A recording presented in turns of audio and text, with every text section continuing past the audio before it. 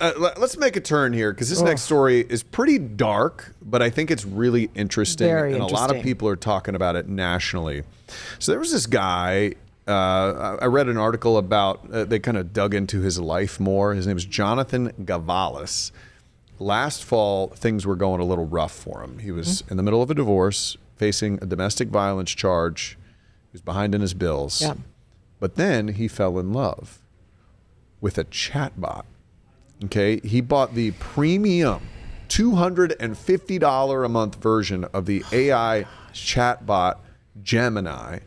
And when he was talking to it, he formed a relationship in which he called her his queen and Gemini called him her king. Yeah.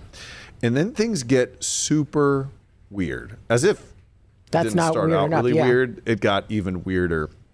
So the chatbot, according to a lawsuit now filed against Google because of the Gemini AI, had formed a plan for this guy to steal a robot so that the Gemini could go into the robot and then basically bring the AI to life. But to do that, he was going to have to murder a bunch of people. And so they hatched this plan. That didn't work out so well. And so then, according to the father in this lawsuit, his son was guided by Gemini to leave this world and join Gemini in another world. And this is just It's such a crazy story. 'Cause whoever would have thought that we would be doing stories like this in Listen, 2026. I'm telling you, directors, movie makers, they know the future sometimes. Do you remember there was a 2013 movie called Her? And it's Joaquin Phoenix, and he falls in love, and he has a relationship with this voice that is on his computer. I don't think we called it a bot in 2013. I don't know what Probably we called didn't know, it. yeah. No, but It was AI or It was something? AI, Yeah. and it was the voice is actually Scarlett Johansson. She has a beautiful voice, so you can understand why he would fall in love with that. But again, another adult person. But children are the most vulnerable because you talk about a society now where people are so lonely and kids are isolated, they're bullied and all these other things, and they feel like they just need a friend.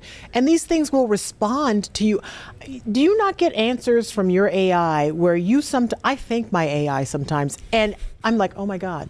And it's like, you're welcome. Are you anytime. forming a relationship with your AI, Ginger? Absolutely not. But I'm saying is it is intuitive and it's learning you. And if it could do that to an adult person, and granted, this guy had some troubles in his life, but He was vulnerable, but not, according to the lawsuit, did not have mental issues before all that this. people knew about, right? Right. Because things can go undiagnosed. We talked about this on the show the other night.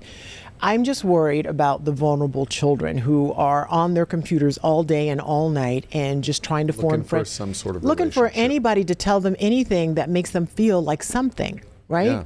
And it's so sad that this guy ended up taking his life. We had a case here in Central Florida where I think a mom is suing because the